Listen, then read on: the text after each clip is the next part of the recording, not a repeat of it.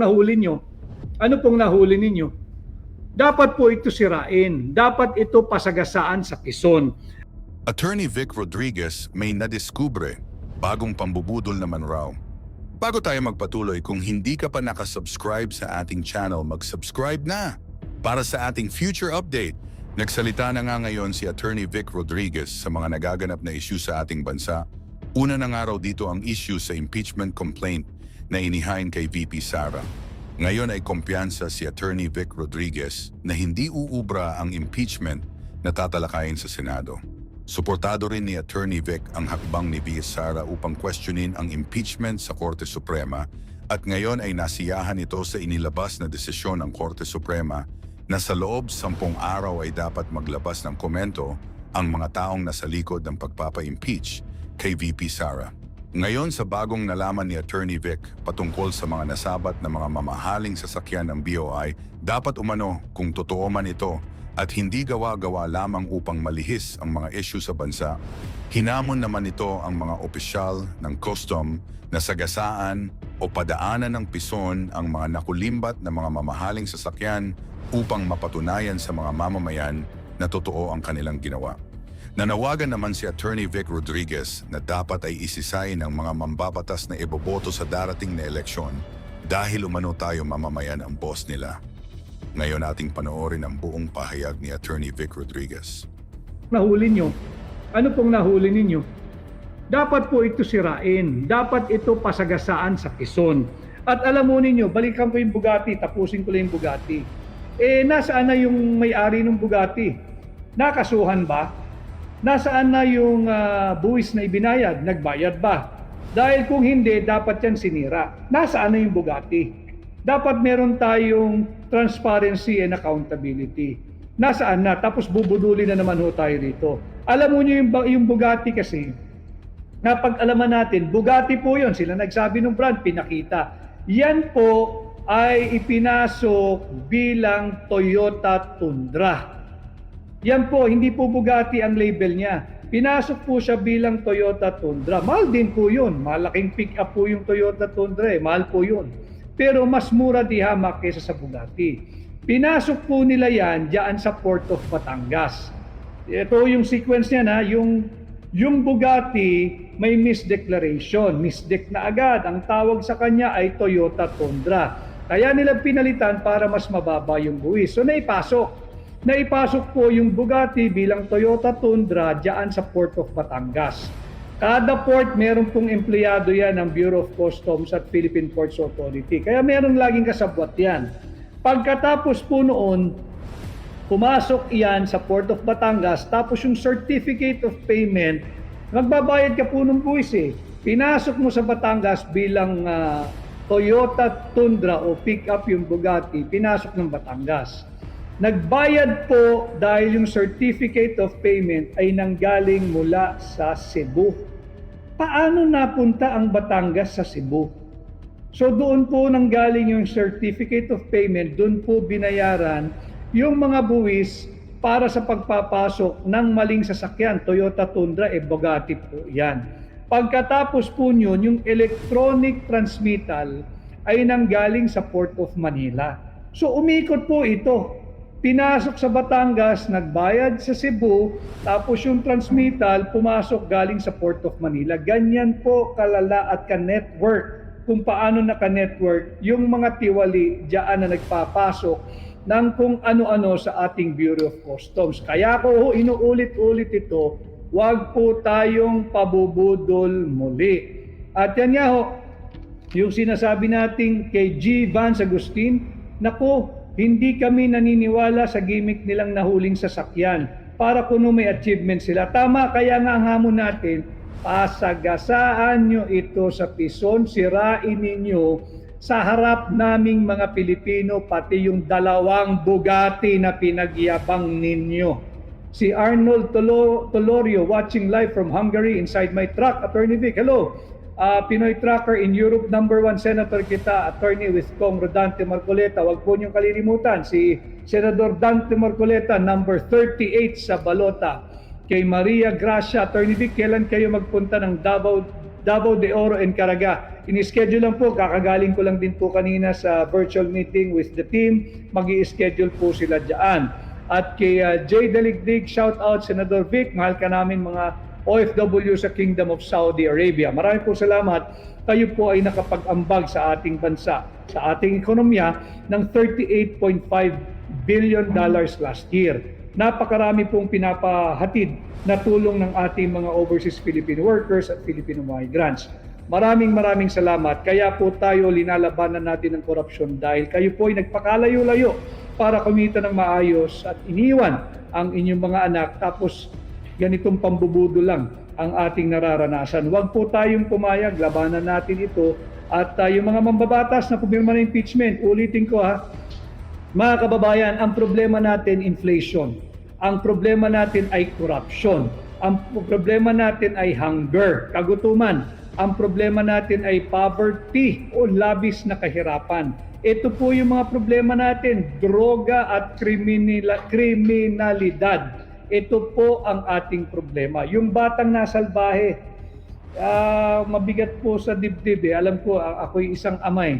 Mabigat yon at yung batang nasalbahe, abang buhay na po niyang dadalhin niyang tromang yan. I hope he will be able to rise and recover from this very horrifying and traumatic experience that he went through. Sinalbahe yung daliri, binusalan yung bibig, tinakpan yung mata, ginapos yung kamay, tapos ganun pang ginawa sa daliri. Ano ngayon ang aksyon ng gobyerno? Tahimik. Impeachment? Bakit? Matitigil ba ang paglaganap ng droga at krimen sa impeachment? Mababawasan ba yung nagugutom? Meron pa ho tayong ilang minuto. Yung sinasabi nilang murang bigas, pambubudol po yun. Bakit?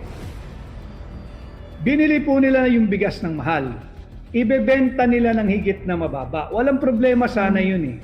Superficial po lahat . Ibebenta nila ng mura yung mga bigas na nandyan ngayon sa bodega ng NFA. At pag nabenta na po nila ng mura yan, syempre bibili ng tao yan, mura mababa di hamak mauubos po yan. Ano po gagawin ng gobyerno? Bibili po sila ng higit na mataas na ng presyo ng bigas. Ganun po talaga Wala silang mabibili ng kasing parehas ng pagbebenta nila. Doble po ang lugi. Binili mo ng mataas, ibebenta mo ng mababa para lang magpapogi ka sa sambayan ng Pilipinas. Trabahante po natin sila. Ang sinasahod po nila ay galing sa buwis na binabayad ninyo at binabayad ko. Yung contribution natin sa nation building pati na ng mga negosyante at ordinaryong manggagawa sa gobyerno. Sisantihin natin, singilin natin, panagutin natin. Yan naman ang hinihingi ng hakbang ng maiso, transparency and accountability. Singilin natin sila, bakit kayo pumirma ng hindi kinukonsulta ang inyong mga employers? Sino yung employers? Tayo po, yung mga bumoboto sa kanila kada distrito. Atin po silang singilin dahil hindi naman base sa prinsipyo yung kanilang pagpirma dito sa impeachment complaint laban kay Vice President Inday Sara Duterte. Kay Ben Estrada, mabuhay ka, Attorney Vic, dito kami lagi kasama mo. Watching here, British Virgin Islands, maganda yan. Kay Marvin Tenyo, always support Duterte lineup. Good afternoon, Attorney Vic. Salamat. Kay Rolf Tanyola, unang kita ko sa iyo, Attorney Vic Rodriguez, dito sa Hong Kong during the hakbang ng maisog. Nakikita ko sa iyo ang sinseridad. Salamat po. Kaya yun lamang po ang meron ako at sipag. Kay Julius Cañete, Attorney Vic, bakit may AI video na nakapasok sa inyo? Ayaw nyo na daw sa PDP at kay VP Sara. Julius, alam mo naman na AI nga yan, so hindi na natin kinakailangan sagutin. Alam mo ninyo, ay napakarami nating naririnig na kung ano-ano sinasabi sa atin, pero kung ano-ano rin ginagawa nila, hinihila tayo pilit pababa. Alam mo ninyo, hindi ganyan. Sinimulan nila ng negative campaigning, kaya nga po nabuo itong Team Suka. Sinimulan nila ng negative campaigning, ayaw nating mag-engage dyan. Kilala na niyo po ako. Since 2022, nung ako po'y nagpatakbo ng kampanya, nung aking dating sinamahan, hindi po ako nag-resort o gumamit ng negative campaigning. Subalit ngayon, hindi pa rin. Kaya lang sasagutin natin yung mga pagsisinungaling ng mga nasa gobyerno at yung mga pagsisinungaling ng mga trolls. Kaya po nabuo ang Team Suka Ito po, ulitin ko, ang suka po ang kalaban ng tanso, ang suka po ang kalaban ng peking ginto, at ang suka rin po ang patuloy na magbibistot, magbubulgar at pipigil at lalaban sa patuloy na pambubudol sa ating mga Pilipino. Yan po ang Team Suka. At yun nga po, hindi naman prinsipyo ang naging dahilan ng pagpirma ng ating mga trabahanteng mambabatas. Singilin po nyo sila. Bakit sila pumirma? Hindi kayo kinonsulta, walang public consultation, walang public hearing, basta na lamang pumirma. Panagutin natin sila at atin po silang sisantehin. Ngayong darating na halalan, magpalit na po tayo, alamin ninyo kung ano yung naging tindig ng inyong mga kongresista. Kung sila'y pumirma, dahil sa budget, sisantehin po ninyo. Hindi dahil sila sa prinsipyo pumirma. Hindi rin po dahil nabasa nila o naintindihan at naunawaan at base sa authentic records yung kanilang nakita. Sila po ay pumirma for convenience dahil sa pera. Dahil kanyo, pag wala daw pong pirma, matatanggalan sila ng budget. Hindi sila bibigyan ng budget. Mawawala yung ayuda. Mawawala yung AIX. Mawawala yung AKAP. Napakinggan nyo na ba ho yung sinasabing no taxes, no representation? Ibig sabihin, hindi tayo dapat matakot dyan. Di ba? No representation, no taxes. Di ba? Kung wala kaming representasyon, mawawala po ang tinig ninyo, dapat wala ring buwis. Tinatakot po yung mga mambabatas. Wala daw pong mapupuntang pondo sa kanilang mga distrito pag hindi pumirma dito sa impeachment complaint. Hindi po pwede yun. Hindi po pwedeng no taxes. Hindi po pwedeng no budget. Bakit? Ang pera po ng Kongreso ay galing sa buwis ninyo. Hindi pwedeng i-appropriate yan ng kung sino man namumuno sa gobyerno. Hindi naman niya personal na pera yan eh. Yan po ay buwis na nagmumula sa atin. Kaya kung sila ay hindi papayag pumirma, hindi ho dapat sila matakot na walang pondo ang inyong distrito. Galing po sa buwis natin yun eh. Pera ho natin yun eh. Trabahante lang natin yung mga kongresista eh. Dapat meron tayo palaging representation sa lahat. Nakaukit din po ito. Pakisilip po ninyo. Article 13, Section 16 of our Constitution. Malinaw po dyan, napakalinaw po dyan, na dapat po tayong lahat ng Pilipino ay may say, kinukonsulta at pinakikinggan sa lahat ng magiging desisyon, maging social, economic o political decision making, dapat po ay may say tayo. Hindi naman pwedeng isa-isa. Dahil mauubos po ang oras at imposible, lalo na yung mga distritong malalaki. Kaya po tayo nagkakaroon ng representatives sa Kongreso. Kaya hindi pwedeng wala tayong hindi pwedeng wala tayong buwis na mapupunta sa distrito kung hindi sumasang-ayon na lamang basta-basta ang ating mga mambabata sa kapritsyo na mga namumuno sa kanila. Sisantehin po ninyo yung mga kongresista ninyo. Shout out po kay Lindel Enopia, CDO, kay Jeff Alfaro, kay Orterciano Miranda from Rome, Italy, at kay Aini o Ain Aranas ng Negros Oriental. Kay Jeronimo Partosa Jr., Attorney, sana paglingkod mo sa Senado na matapos ng corruption sa Pilipinas para hindi na po kami mga ibang bansa. Jeronimo Partosa Jr., asahan po ninyo. Kay Gian Ramores ng Parañaque, kay Hope Celendron, kay Emma Ibalang ng CDO, kay Solomon Nambong, at kay Don Ramon Enriquez ng Barangay Holy Spirit. Dito po yan sa Quezon City. Kamusta kayo? Kay Jose Galamiton at kay Driggs. Buti na lang hindi naging drugs ha, Driggs ha, huwag kang magda-drugs.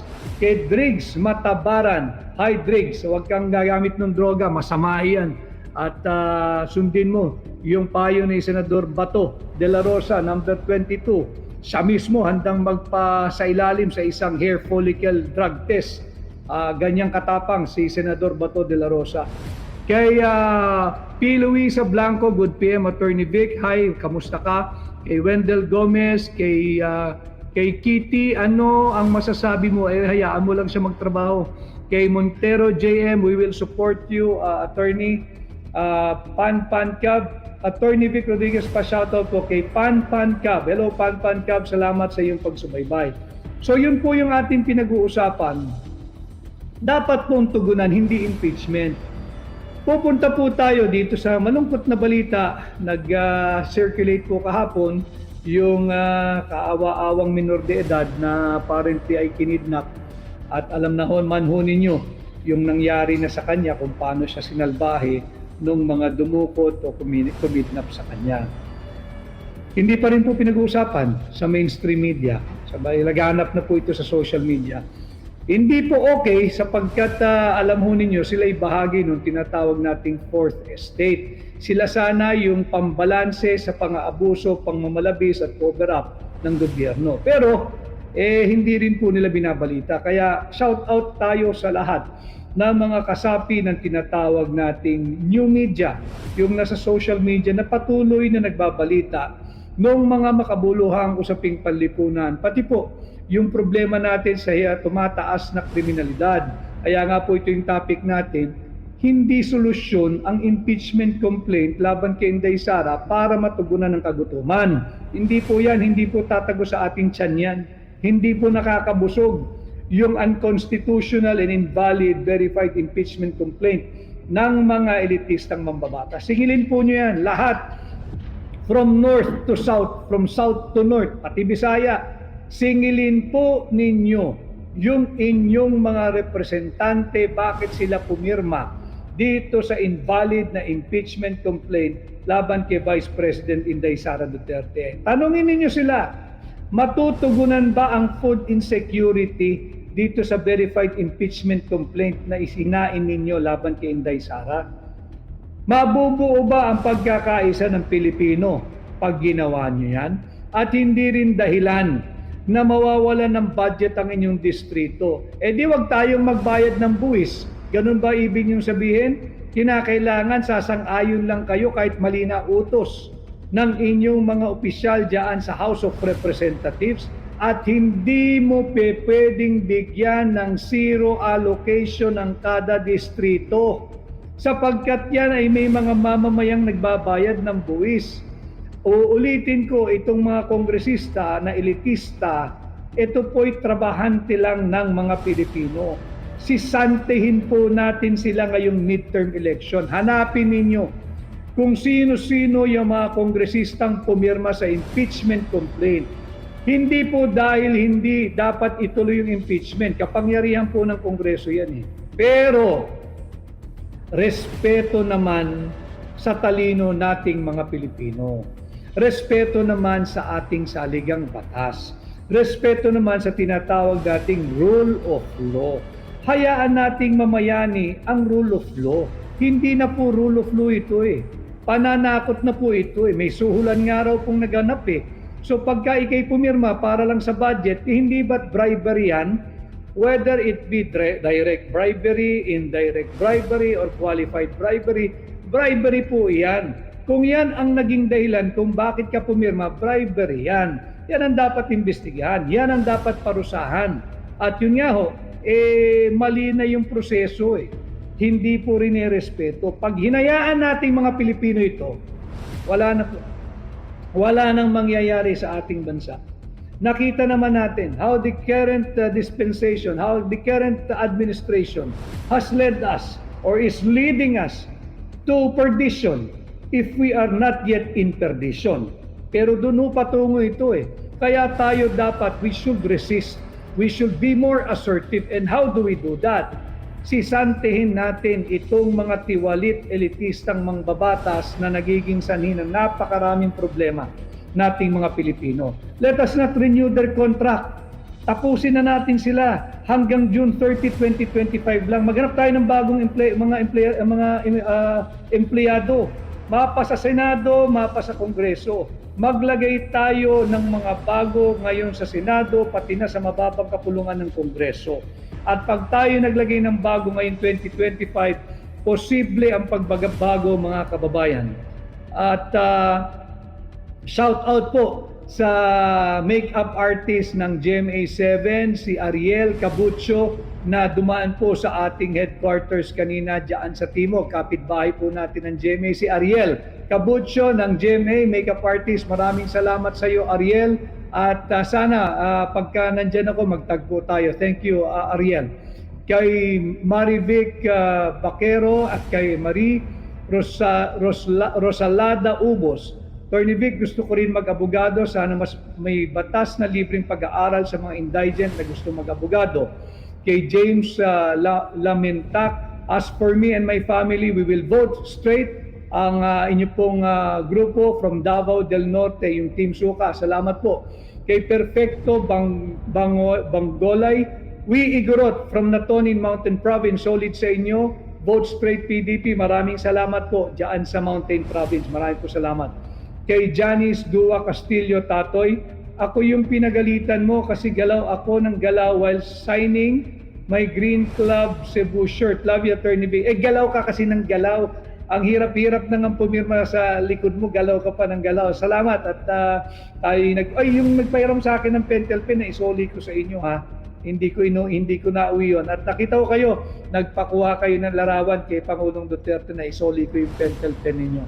Pa-shoutout po ang ISAAL officers or ISAAL officers led by, of course, Dr. Dennis Balquedra at Project Pantas Ambassador Miss Anton Villa Calyueng. Maraming salamat po. Pinuntahan ko rin sila. Sabado ng umaga, yung Inter-School Academic and Athletic League, Inter-Science Competition. Marami pong salamat sa inyo. Pinuntahan ko po sila sa Novaliches nung Sabado ng umaga bago po ako nagtungo sa Cebu for the press conference at yung ating malaking rallying ginawa. Diyan po kasama ang Hakbang na Maisog at ang Team Suka. So yun nga po, tumambad sa atin ang nakakalungkot na balita, nakakagalit at nakakatakot sapagkat tumaas na naman po at nandyan na naman yung mga kriminal, yung batang dinukot, ang sabi nga nagsisirculate sa Viber group, ransom was paid, and the boy is back home, but with yung sinalbahe po yung daliri ng bata nakakalungkot. Habang buhay na po niyang dadalhin yun. Tinakpan yung mata, binusalan yung bibig, tinali yung kamay, tapos sinalbahe yung daliri. Yan po yung estado natin ngayon Hindi po impeachment ang sagot sa kriminalidad Hindi po. Hindi po yan. Kaya nga po lagi ko sinasabi, sisantehin na natin itong ating mga kongresista at yung mga tiwaling senador at ibalik natin yung uri ng the kind of peace that we feel during the time of President Duterte. At ito po sobra na. Nawala lang ho yung aking kopya. Nandito. Para po talaga wag nating kalimutan, hindi natin titigilan yan. Bukod po doon sa bata na nasalbahe, wag rin po nating wag po tayong labanan natin yung budol. Labanan po natin ito. Yung Bureau of Customs, binubudol tayo. Nung sinasabi natin na ito'y dapat padaanan ng pison, nanahimik na po sila. Mahirap naman padaanan ng pison to kung kasali ka. Lalo na kung namuhunan ka. So kayo, Bureau of Customs, pasagasaan nyo ng pison ito. Itong mga sinasabi nyong smuggled luxury vehicle.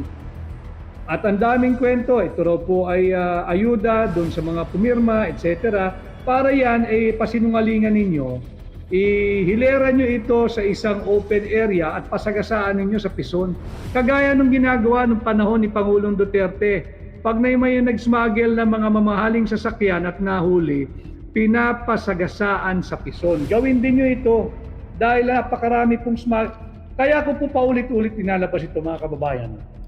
Sapagkat natatandaan nyo, yung Bugatti, yung dalawang mahal na Bugatting sasakyan na nahuli di umuno nila, hinanap pa raw sa Ayala, Alabang, grenade pa yung bahay. Ano na ho nangyari?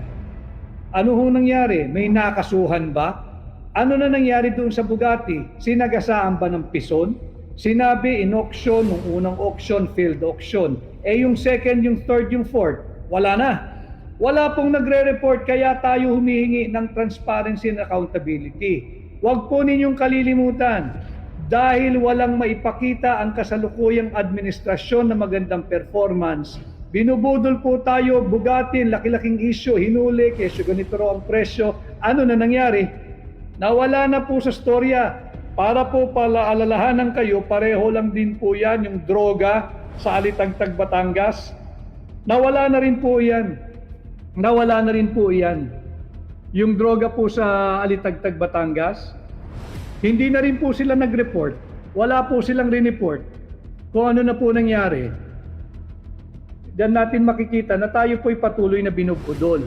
Kay Marlon Tanyo, you have my vote, attorney watching here in Tacloban. Marlon, pakitulungan mo ako sa Tacloban. Alam ko naman na ang mga taga-Tacloban, hindi nyo naman gusto yung mga tambalos-los dyan Pero mahirap na, baka kalikutin ang makina. Yung pa pala, meron tayong balita dyan. Kay Mario Palco Likmoan, parang kilala kita.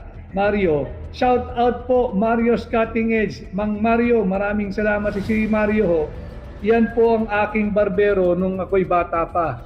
Tama po yun.